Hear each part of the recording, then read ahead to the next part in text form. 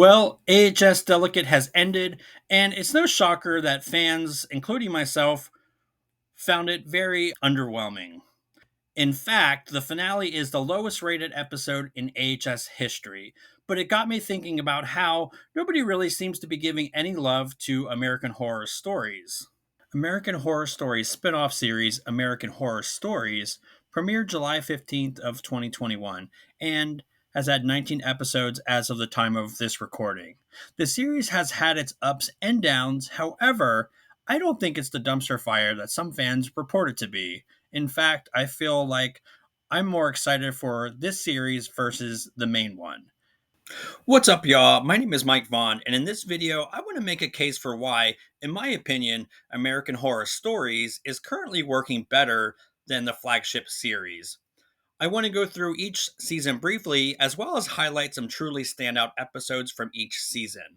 While I am keeping stories spoiler free, I will be mentioning some spoilers from past American Horror Story seasons. So sit back, relax, summon a demon or two, and enjoy the show. There isn't a lot of information on the creation of this series. However, we do know that Ryan Murphy formed the idea for this series after taking a trip down memory lane with his AHS cast members.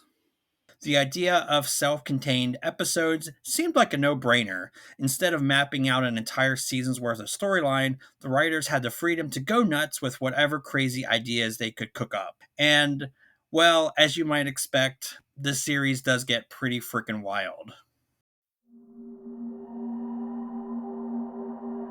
The first episode aptly takes us back to Murder House with the two parter Rubber Woman. The episode sees two dads and their daughter move into the infamous murder house in order to turn it into a kind of macabre B&B. However, their dream of course turns into nightmares because, well, they're in the frickin' murder house. While the two-parter is far from perfect, I did think this was an interesting reimagining of Murder House and a queer love story that is tragic because it's Ryan Murphy and no queer character is really allowed to be happy. Yet it's beautiful, and I still find myself thinking about it from time to time. The first season also had its second highest rated episode entitled Ball. The episode centers around Billy Lord's character, who is a woman trying to get pregnant and uses black magic to accomplish this. This is such a fantastic episode, and it has enough twists and turns to keep horror fans glued to their seats. It's also interesting as this kind of feels like a preview for what would be AHS Delicate. I guess I should mention the last episode of this season entitled Game Over. The plot centers around a newly divorced mother whose son is an AHS superfan. To get closer to her son, she sinks a ton of money into making a video game based on Murder House. The issue is, she's never actually seen the show. So instead of, I don't know, just binge watching it for herself, she sinks her savings into buying the infamous Murder House. The episode, of course, is very meta, but some fans felt that Murphy was making fun of the show's core audience, specifically the ones that have complained over the years. Yet, I think that the complaints about newer AHS is perfectly legit. While, sure, this episode is messy narrative wise and it does kind of muddy up the canon, I still found some fun in this episode, and the cameos were great. I absolutely love seeing Dylan McDermott back in this role. Season 2 is where I think the series really starts finding its footing. Indeed, you can see that overall, this is the best rated season so far. Episode 1, entitled Dollhouse, is the highest rated episode, and I do think it's a series highlight. We find ourselves in the early 60s, and a young woman is captured by a twisted doll maker.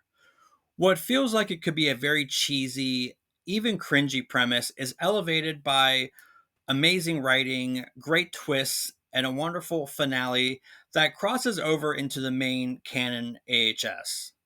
While lead Christine Furseth is fantastic, it's Abby Corrigan who really shines in the role. Like, she is so fantastic. The following episode Aura sees a really nice spin on a ghost story, which, like the best of the mainline AHS, had a nice balance of horror, some humor, but was really thought provoking. The rest of the season is pretty solid, with Bloody Mary being another standout. Season 3 has only 4 episodes so far. This was due to the writers and actor strike, which is a shame because I think this season had one of my favorite episodes from this series thus far, entitled Bestie. Shelby, a high school student, is dealing with the death of her mother, and if that wasn't bad enough, she also is moved to a new town and, of course, a new school. Feeling isolated, she meets a mysterious online pal named Bestie. It seems that Shelby's new bestie is helping her break out of her shell, but because this is AHS, things quickly spiral into horrific chaos. For me, Bestie is the episode that felt so incredibly true to the AHS spirit, offering up wit, some amazing twists, and some really deeply disturbing moments. The makeup design for Bestie, played to perfection by Jessica Barden, is just stellar. There is a shock moment that I don't want to ruin, but it does nearly cross the line of bad taste, yet I'm willing to overlook that because I think it does serve the narrative overall. The finale, while a bit predictable, still makes for a satisfying conclusion and a really great episode. Speaking of which, the episode following this, Daphne, is also great, putting a new spin on AI run amok.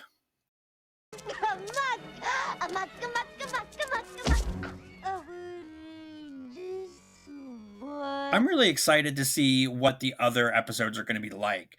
I really hate to say it, but I've just been less and less excited about the new seasons of American Horror Story, which is a shame because I used to be beyond excited every time it came back on. I think my issue, and a lot of fans' issues, is the seasons will start out very promising, then you devote a lot of time only to be disappointed by unresolved plot threads, plot holes, and a rushed and or lazy finale. And that's what's frustrating, because it wasn't always this way.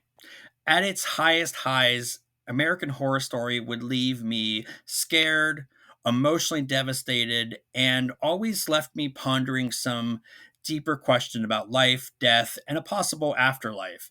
Hell, Pepper's backstory reveal still lives in my mind to this day. And being generous, there have been some really great moments from the past seasons. Yet, I think Roanoke might be the last season that was pretty good front to back. And if I'm being even more brutally honest, probably Freak Show was the last truly stellar season. And I am still traumatized by Ma Petite's death. However, this is where story thrives. I don't have to invest my time in an entire season, so even if there are a few duds, I didn't feel like I wasted a lot of time.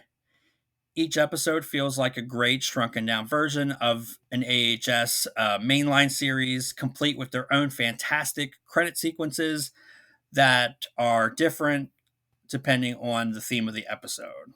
I also love that we get a lot of callbacks and references to the wider AHS world, something that the mainline series isn't really doing much these days. I hope you enjoyed this video. Please let me know what you think in the comments below. I want to hear from y'all, what you think of this series, and what episodes were your favorite. Stay spooky, and I'll see y'all in the next video. Oh no! Oh boy, dear! I think she's actually hurt. No.